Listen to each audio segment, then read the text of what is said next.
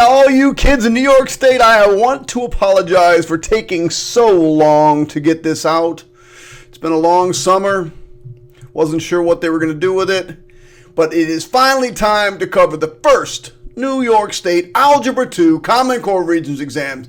During this exam, I will cover, oh my gosh, I gotta take note. I think it's problems 1 through 12. So this is going to be part 1, the part 1 problems 1 through 12. If you have any questions, feel free to leave a comment.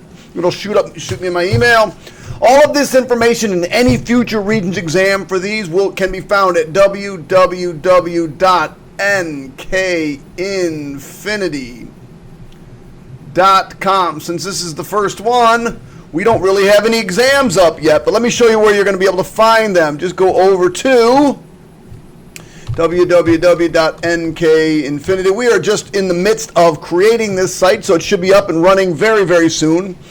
But you'll be able to go over here. You can either go to New York State Teachers and look up Algebra 2 Regents exams. Right now, it says under construction because I'm working on the first exam now. By the end of the day, this will be replaced with the 3 parts of the series.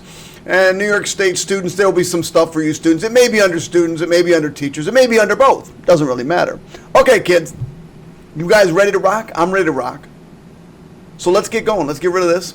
NK Infinity. So this is what you're going to look for. This is my partner in crime, Miss Newman. That's where the N comes from. The K comes from Krause. And infinity is how long mathematics class takes. Not funny. Not funny at all. All right, I'm ready to go. All right, so every time I'm going to have to do this is terrible. Page width. There we go. So what I'm going to share with you, not only this, is I'm also going to share with you how to use the TI Inspire to quote unquote cheat on this Regents. I like to call it checking your answers, but for some instances, you may be able to just get the right answer doing that. So let's do this. View, zoom, 200%. Good enough. Do that over there. All right, here we go. It says B is greater than 0. This just means B is positive. That's all this means. D is positive. And so they're asking about this. So let me rewrite this. It's 3B to the 2 over D. So things you need to remember as an Algebra 2 student or an algebra student is that this denominator is a root. This numerator is an exponent. Now, the only reason they needed to tell you that B was going to be positive, just so you didn't have to worry about whether or not it was going to be imaginary or not. The D being positive, remember, if you have a negative exponent, so if your exponent is negative, then you would have something like this. 3b to the negative some fraction, 2 over, whoever knows what this number is, it doesn't matter. But when you have a negative exponent, you'll recall that means you're going to take this 3b over 1 and you're going to flip it. So only time you would have a fraction from here to here is if your exponent was negative. They told you D was positive. So these two can't be the right answer. Okay? So, and I just misspelled exponent. I'm just going to erase that and pretend like I didn't do it. I think I spelled it right here. So anyway, you need to remember that the denominator is the root and the numerator is the exponent or the power. So I need something that's going to be, oh, this is the root. Oh, D goes here. 3b, oh, this is my power. That goes here. Now I can write it like this, or I can write it like this. The square root of D, or the dth root of 3b squared. Either one of these would be okay, and it looks like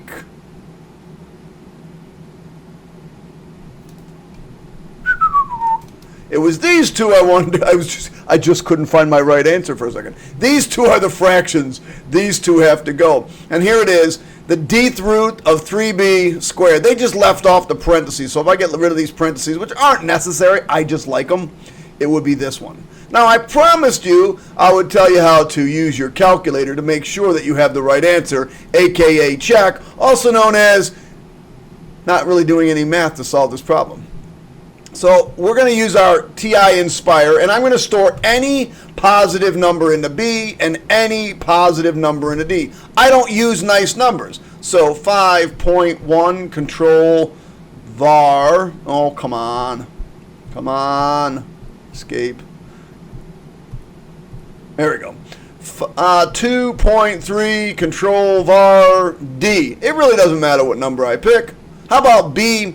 How about we pick 4.32 and I store that into B? Now, what's special about these numbers? Absolutely nothing. The only thing I needed to make sure was that they were positive.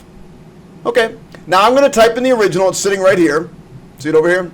So I'm going to type in the original, which was parenthesis 3B parenthesis raised to the control division. Make it look exactly like what you got there. Oh, come on, you got to press the 2 over D.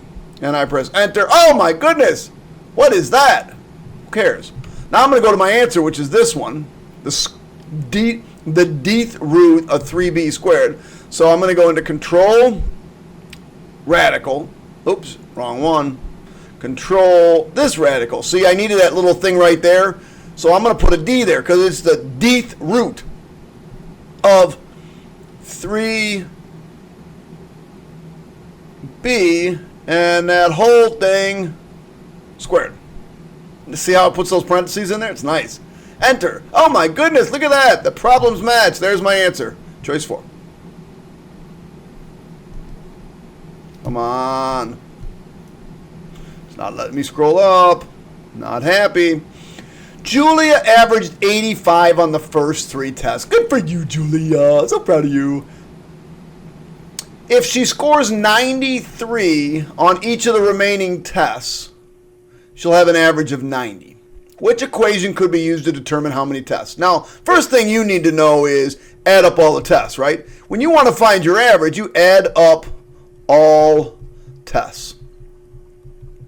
And you divide by the number of tests. Now, if you understand that principle of this problem, you really shouldn't have a problem solving this problem.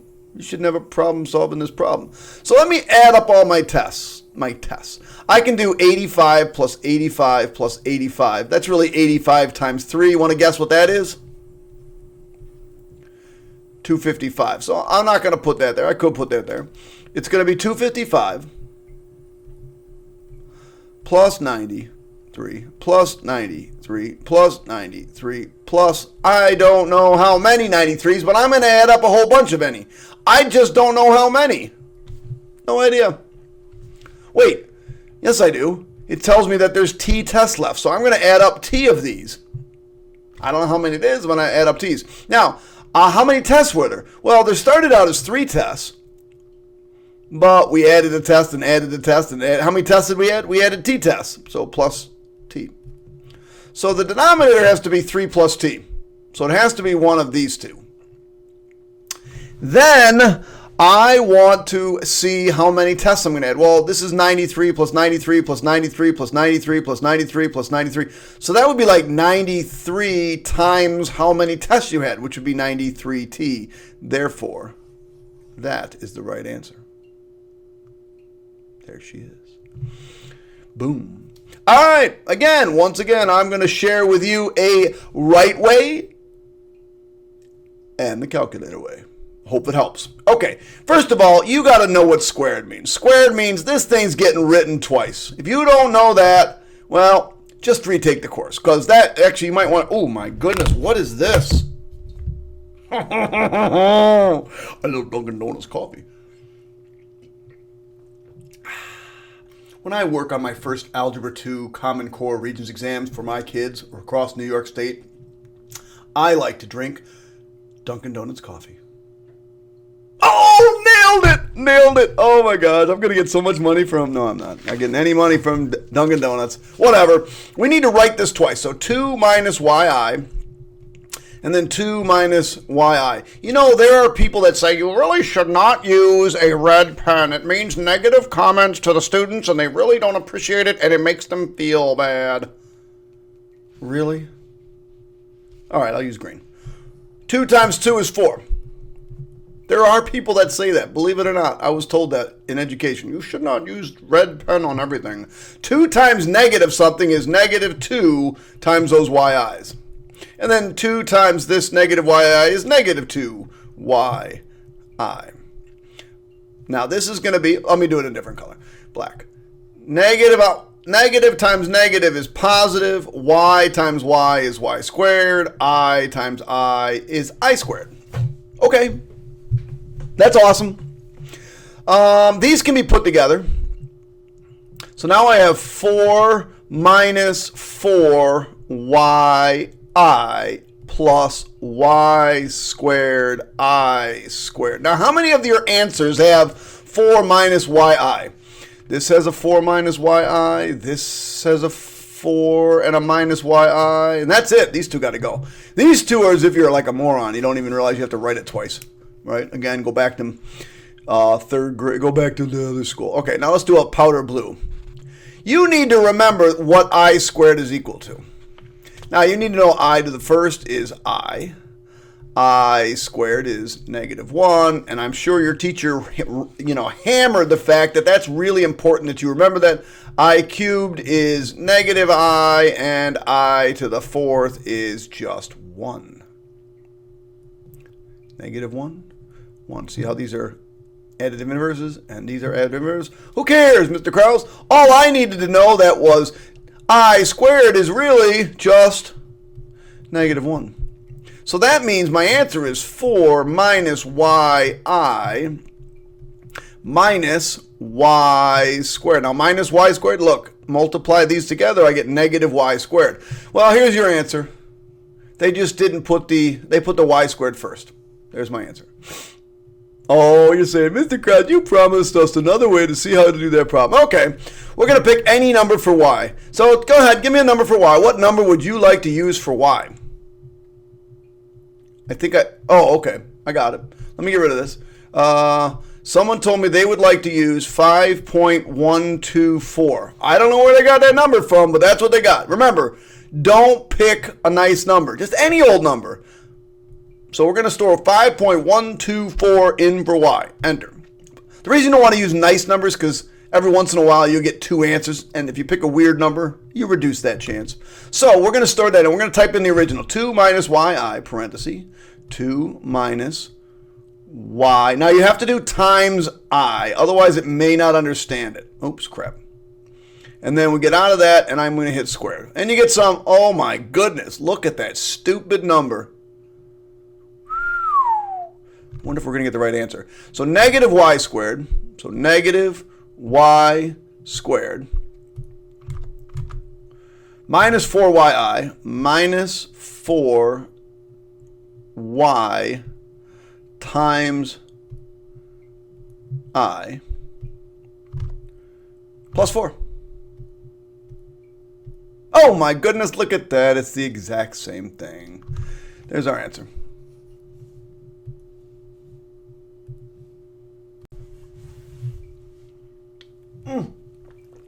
Sorry, you caught me again.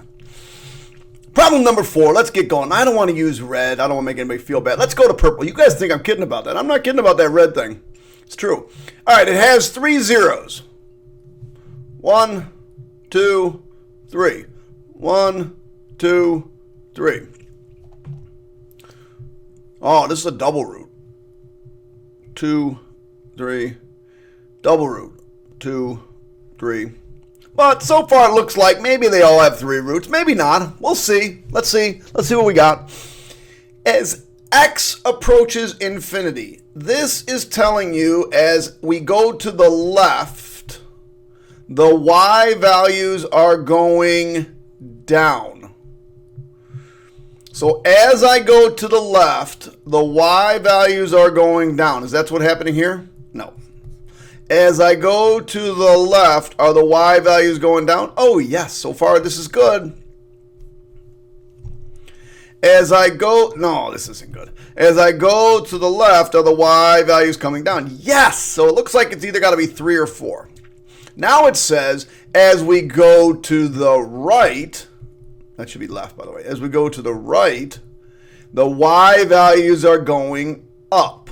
y as we go to the right, the y values are going up, and there's our answer, choice 3. It's just talking about n behavior of in this case, a cube root, or cubed function. All right, here we go. I'm going to show you 2 different ways to do this. 1, cool way, math. 2, cheating, not so cool. But let's get going. You know you've got this square root. You got 56 minus x equals x. You've been taught a million times, if you have a square root, you get rid of it by squaring it. You're really just doing the inverse operation. Remember, a square root is 1 over 2, and you're going to multiply it, or you raise it to the 2. So if you square the left, you square the right. So you get 56 minus x equals x squared. I never want my x squared to be positive, so I'm going to toss those over to the other side. It just makes things a lot more difficult. X squared plus x. Remember, when they change sides, they change signs. Minus 56. Factoring here is what I like to call flippin' easy. X and x multiply to negative 56, add up to 1. By the way, if the middle term is 1, the 2 numbers are always right next to each other. So you should know that it's going to be 8 and 7. This is plus and this is minus. So I get x equals negative 8 and x equals positive 7. And you come over here and go, oh, that's my answer. Yes, there's my answer. No, that's not your answer. You think that's your answer, but that's not your answer because you were taught a long time ago, hey, slow down, check your answers. Don't be a crazy fool and circle the wrong one. Check your answers. So that's also how you cheat, sort of. We've got 7, negative 7, 7. So if I choose 7 and it works, then it's either got to be 1 and 3. If I choose 7 and it doesn't work, then it's either got to be 2 or 4. So I'm going to choose 7. 7 is going to be my first number. Now, this is the case where you want to use the numbers they give you. Nothing weird. So 7 stow x. Click OK. And by the way, I came up with 7, so I'm pretty sure it works anyway. But let's say you didn't do any of this math. Let's say none of this math here existed. And you said, I'm just going to choose... I'm going to use my calculator. So I chose 7 store x. Now I'm going to type in the left side. It's the square root of 56 minus x. Enter. Oh, it's 7. Oh, that worked. Because we wanted it to be equal to x, which is just 7. So let's try negative 8. Do negative 8, control var x, enter. And then I want to do 56 minus x. Now, what I want this to turn out to be is x. Remember, I'm plugging in negative 8 here. I'm plugging in negative 8. So I want to make sure that whatever answer I get, it's negative 8. So I press enter, and it is, it's positive 8. But I want negative 8, because I said x was negative 8. So negative 8 doesn't work. So you got to be careful. There's your right answer. Oh my gosh, that was fun. You didn't think so? I did. So let's get going. The zeros for this function are, okay, I'd like to show you 2 different ways to do this problem. Oh my gosh. Thanks, John. I appreciate you supporting me on that one. Zeros are what makes this thing equal to 0. So I'm going to bring it over here, and I'm going to do some fun factoring on it, because that looks like fun. So I'm going to take out an x, and I'm left with x cubed minus 4x squared minus 9x plus 36. And we're going to set that equal to 0. Now, I'm not going to worry about this x. This just gives me x equals 0, but 0's in all of them. So I'm not even going to worry about that anymore. I'm going to group them. I've got to get out of red, making people feel bad. I can take out an x squared. So I'm going to take out an x squared, and I'm left with x minus 4.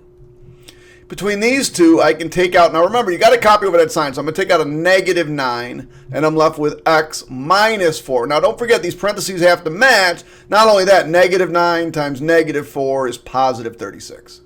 Okay, so my first set of parentheses is x minus 4. My second set is x squared minus 9 equals 0. This factors to x plus 3, x minus 3, x minus 4. So my answers, and don't forget we had this x here. My answers are 0, plus and minus 3, and positive 4. There it is. Now, having said that, would I actually have done it this way? Oh, no, not at all. I'm going to go over to my calculator, and I'm going to go into graph mode. My scratch CAD, graph mode, scratch CAD. I didn't even say that right. And I'm going to type in the original problem. The original problem was x to the fourth, so x raised to the fourth. Get out of exponent mode. Minus 4x cubed, minus 4x cubed. Get out of exponent mode. Minus 9x squared, minus 9x squared. If you use the squared button, you're always out of exponent mode. Plus 36x, plus 36x. Now you need to remember the solutions or zeros are what hits the x-axis. Well, I think it's pretty easy to see that we're hitting the x-axis right here, which is negative 3. We're hitting the x-axis here, which is 0. We're hitting the x-axis here, which is positive 3. And we're hitting the x-axis here, which is 4. If you don't like that, you want to say, well, I want to make sure, you can always go into Menu, Analyze Graph, 0. Now it says get to the left side of your first root. Now get to the right side. Now as I go across, it's going to give me all the roots. There's negative 3. There's 0. There. Oh, it's only going to give me 2. Oh, that stinks. Oh, we'll just get that. Then we'll do it again. Menu, Analyze Graph, 0. I click here. There's 3, and there, well, if they gave me the other one, it'd be 4. So if you went through, you'd find all of them. There's the other way to do it. Oh my gosh, not so bad. Okay, let's get started on this next problem. This next problem was really easy to do the wrong way, and not so bad to do the right way. So Annie has a coin. She does not know if it is a fair coin. She does not know if it's a fair coin. So she flipped it 100 times and got 73 heads. It doesn't seem like it's a fair coin to me. 27 tails, because we should expect 50-50. But she thinks maybe it's not fair.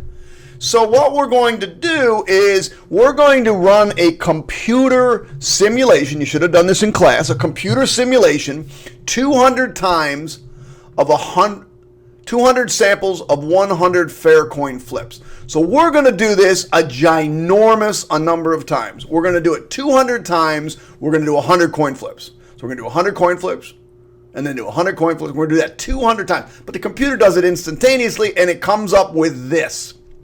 It gives you the mean, and it gives you the standard deviation. So the question says, is given the results of her coin flip and her computer simulation, which statement is most accurate? Well, let's go out one standard deviation from the mean. So if this is the mean, and it doesn't even say anything about being normal, but it almost is normal, right? It appears to be relatively normal, but it didn't say it was normal, but we're still going to go out one standard deviation. So I go, okay, x bar is here. That's 0.497, and I'm going to add 0.05, and I'm going to subtract 0.05. So I come over to my calculator, not that. Come over to my calculator. Oops. Need a fresh graph screen. All right. So what is it? 0.497? So 0.497 plus 0.05, 5.47. 5.47. That's a 4. So, and then I subtract 0.497 minus 0.05. I get 0.447. 0.447. Now, if I subtract off another 0.05, I get 0.397. And over here,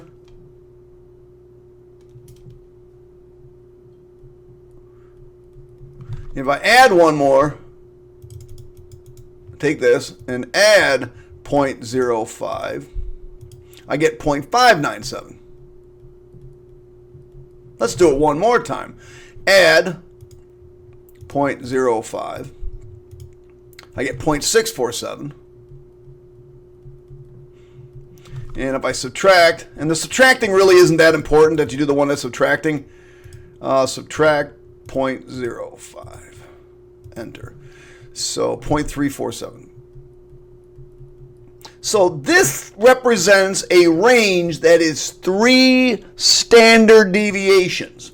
3 standard deviations.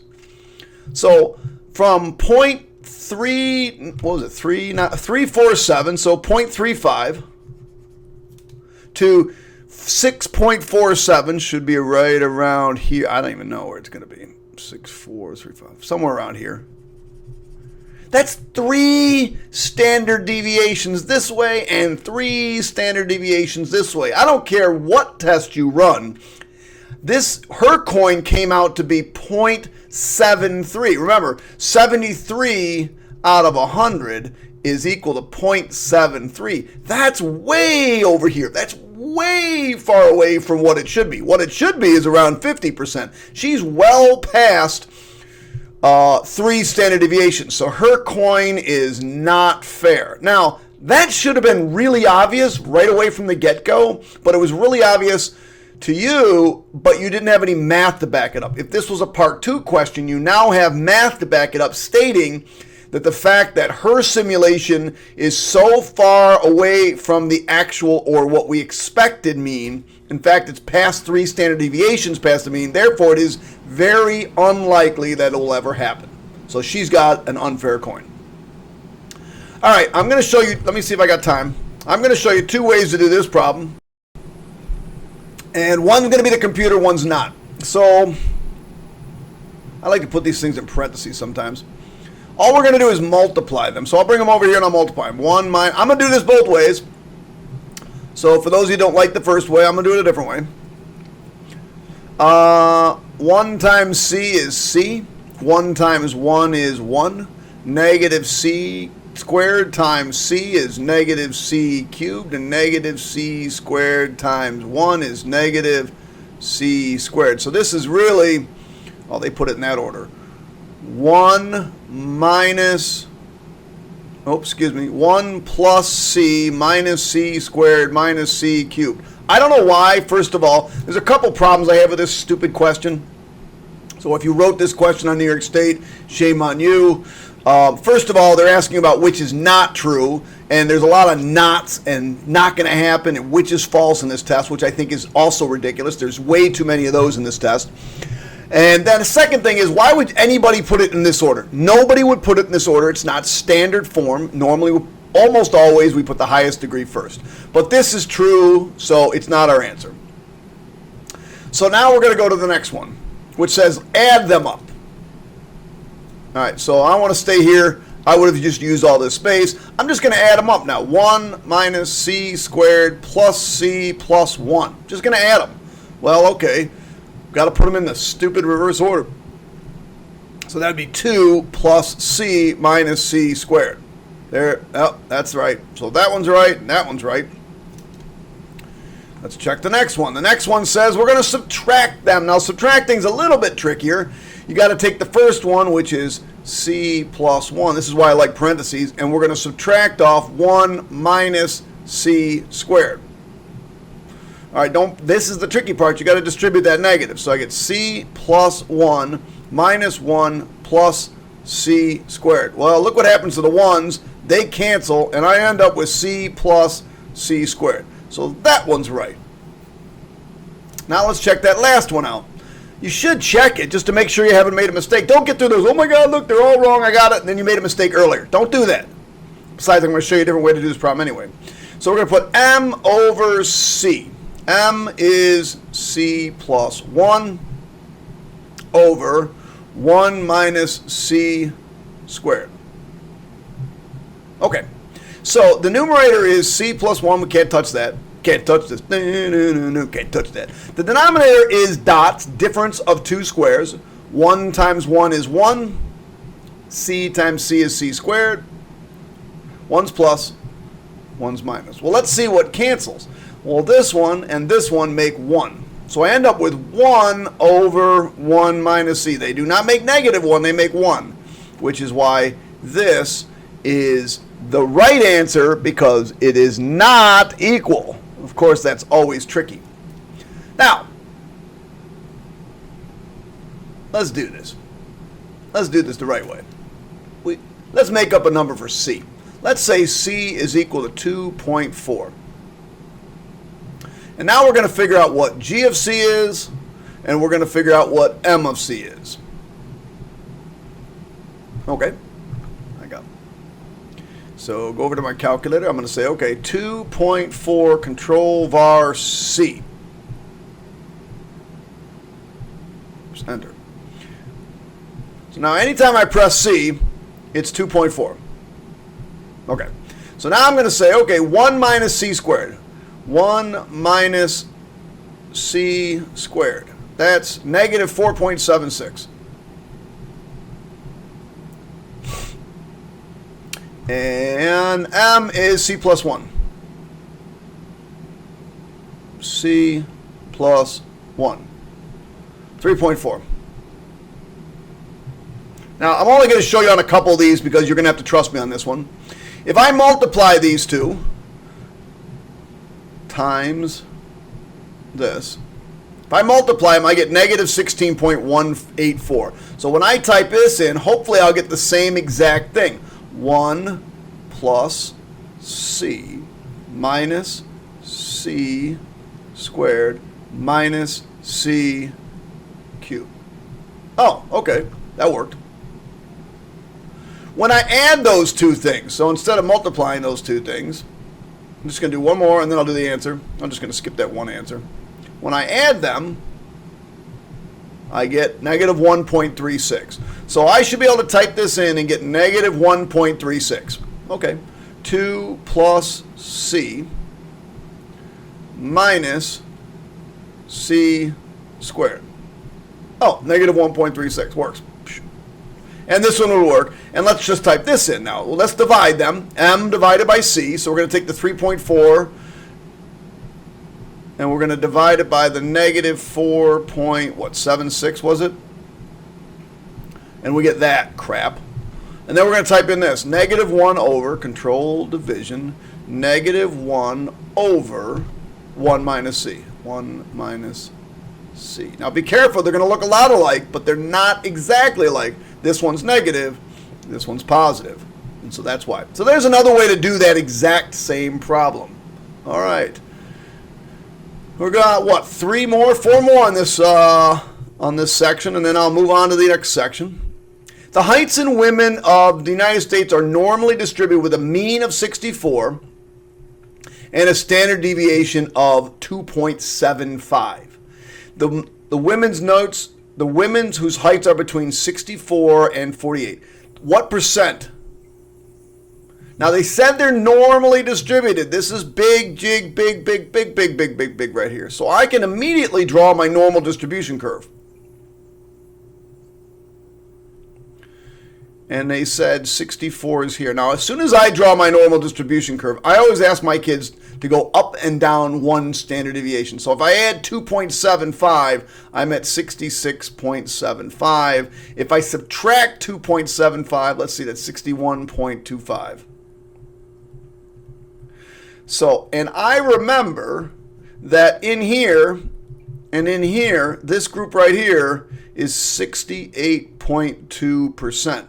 All right, so I remember that. That's the big thing to remember about the normal distribution curve. Now, I want to shade in where they want. Let's see, they want from 64 to 69.5. Now, if I add one more standard deviation, if I add 2.75 here, I get 69.5. So, I don't want this. Oops, shoot. I don't want this piece right here.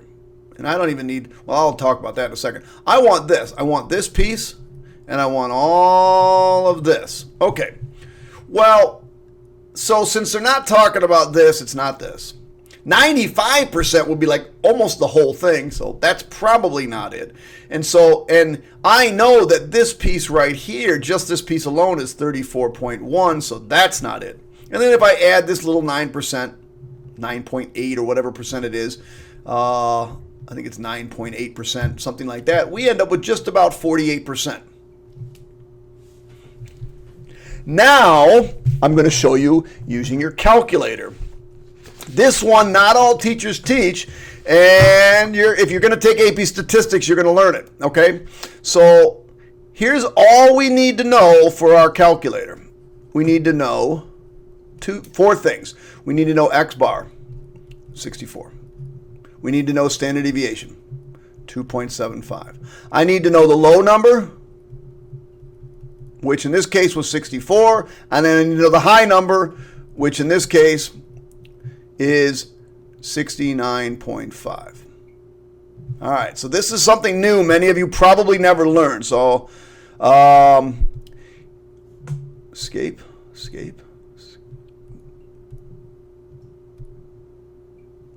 Why am I not able to clear this? Menu. Oh, control menu. Why can't I clear my screen?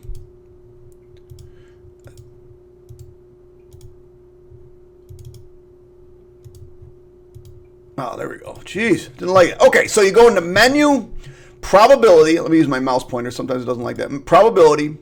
So menu 5, and it's 5 again, distributions.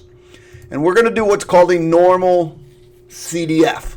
Normal CDF. So I want the low number. Well, they said it's going to go from 64. I want the high number. It's going to go to 69.5. I need the mu, or the average, 64. And I need to know the standard deviation, 2.75. So there you go. I need to know the low number, the high number, the average, and the standard deviation. I click on OK. It's going to do normal CDF, and it says 0.477. Well, isn't that just about 48%? There's another way to do the problem. Okay, here we go. All right, this formula can be used. Now, this is a recursive formula. You know it's a recursive formula because they give you the first term and they give you the second term in terms of the first term. All right, so here's what you can read all these problems. Some people understand immediately what's going on with these things.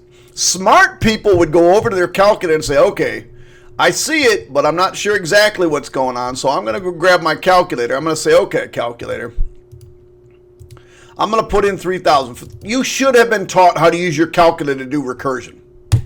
There's 3,000.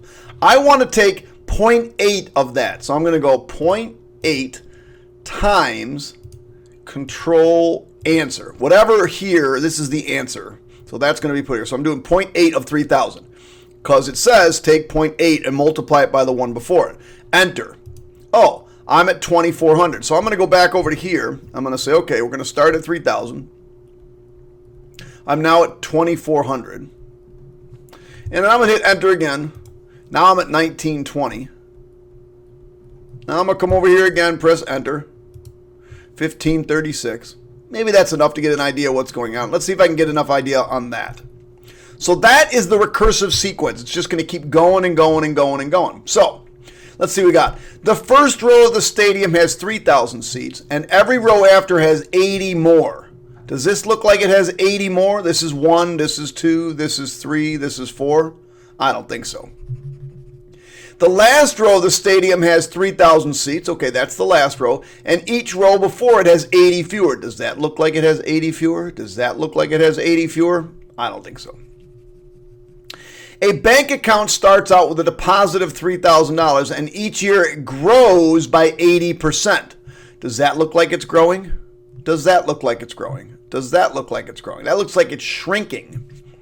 The initial value of a specialty toy is valued at $3,000. However, each year following, it's 20% less. And there is your answer. Now, you should have known, because I'm multiplying by 0.8, that this is exponential.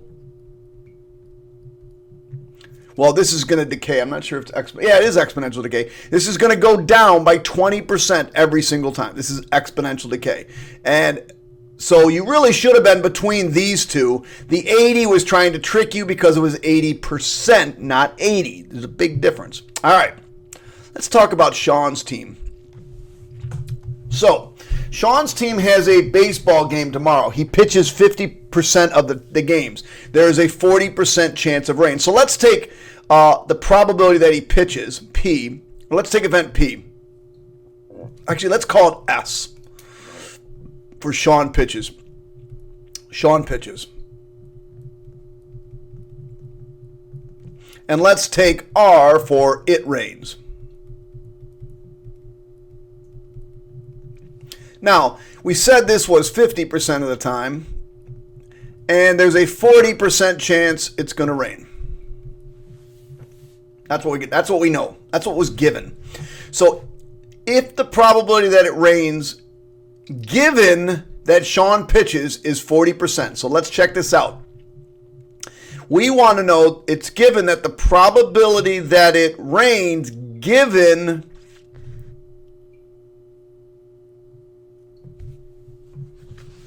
that Sean pitches. So the probability that it rains, given Sean pitches, is equal to 0.40. Okay, but we also know that the probability that it rains is equal to 0.4.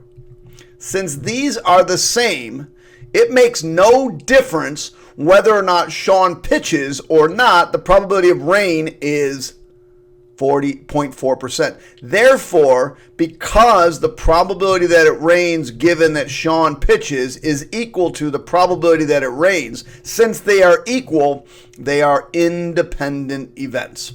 That's just by definition of being an independent event. They have really nothing to do with each other. Okay, one last problem, 12. Let's go to 12. All right, I'm going to show you two ways to do 12, I believe. Oh, I got to go over here. Click on this. Zoom with, go over there, do this, scroll down. All right, we're going to me and my coffee cup. I'm going to show you two ways to do this problem. First way is using the quadratic formula. I believe you are given the quadratic formula. Let's see. Where did I put that? Unit 1? Unit 6? There it is. I believe you're given the quadratic formula. Yeah, there it is. You're given that. So you didn't have to have it memorized. You should have it memorized, but you didn't have to. Oh. All right, so we're going to use the quadratic formula. So the way I do it is I say, okay, you got to give me A, you got to give me B, you got to give me C, and you got to give me capital D, which stands for the discriminant, which is really B squared minus 4AC. This is just the way I do it. Okay, A is 2, B is 3, this is 2. They're actually kind of nice to you in this case because they gave you all positive numbers. Oh, I got to figure out what this is. B squared is 9 minus 4 times 2 times 2. This turns out to be 9 minus 16, which is negative 7. So if you do that on your calculator, it's negative 7. So now I say, okay, I know the quadratic formula. It's x equals negative b over 2a plus or minus the square root of negative 7 over 2a. All right, so as soon as I see negative 7, I know the roots are imaginary. So I know it has to be one of these two. But it says square root of 7, not just 7. So there is my right answer. Let's check it out. Negative 3 over 4. Negative 3 over 4 plus or minus I square roots of 7. Because you can't do anything with the square root of 7. It's just the square root of 7 over 4. That's it, kids. That's all she wrote. Now, how can I do that using a graphing calculator? I think there's a way to do that using a graphing calculator. Let me type this in and see what this actually is. Here's how I'm going to do it. I'm going to type that in. I'm going to show you a couple different ways. I'm going to type that in. I'm going to look at my screen here. So it's negative, oops, clear history. All right, so it's negative 3 divided by 4 plus, I'll do this as a division fraction, 1 over 4 I square roots of 7. 7. Oh, you son of a... All right, does it look like that? Weird, huh? You know what I'm going to do with that? I'm going to store that into X. I'm going to store that into X. All right. So now I'm going to type in the original problem. The original problem was 2x squared, 2x squared, plus 3x, plus 2. Now that says 1 times 10 to the negative 13. So that number is 0.00000000000001. You know what number that is? That's 0. 0 times I is just 0. That is 0, and that's what we wanted it to be, 0. All right, that's one way to do it. Here's another way to do it. And this way you can only do if you have a that one you probably, I think, could have done using the TI-84. I'm not really sure. But here's something you only can do on this calculator. We're going to do menu. And we're going to go into algebra. And we're going to solve menu 3. Crap. So menu, algebra, polytools. And because I know it's going to be complex, I think it's going to be complex. By the way, if I do this using real tools and I say, oh no, that's not what I want. So, sorry. I want to show you what it really is. So you're going to go menu 3. This doesn't work exactly the same as it does in the calculator. Menu 3, 3, 1. And you say, okay, I've got a quadratic. Click OK. And it's 2, 3, 2. So 2, 3, 2, enter, enter. It's going to tell you there's no solutions. And you might be inclined, oh, none of the answers are no solutions. That would have been kind of tricky to do. I would have done it that way. But if I go menu, algebra, polytools, and instead of using find this one, I use complex roots. And I'm going to type that same thing in. 2x squared. Now this time I have to type it in myself. Plus 3x plus 2. Enter. Oops. Shoot. Forgot the comma. X. I didn't think I had to do this. X. I get that. Which, wasn't that what I came up with before? Okay, there's one way to do it. You could also go into menu. I remember the other way to do it. Polytools. Find roots. And instead of choosing real, just choose complex. And click OK. And then I can just do it this way. 2, 3, 2, hit enter, enter, and I get those same exact answers. And that was what we had, negative 3/4 plus, boom, boom, boom. So there's another way to do that problem to arrive at choice 1. All right, that's the end of 1 through 12. You should be a link in the show notes or hopefully a video off to the right or left. You can also find all of this information at www.nkinfinity.com. I didn't spell infinity right, but I think you know how to spell it. NK Infinity. There'll be a link in the show notes. Goodbye, kids.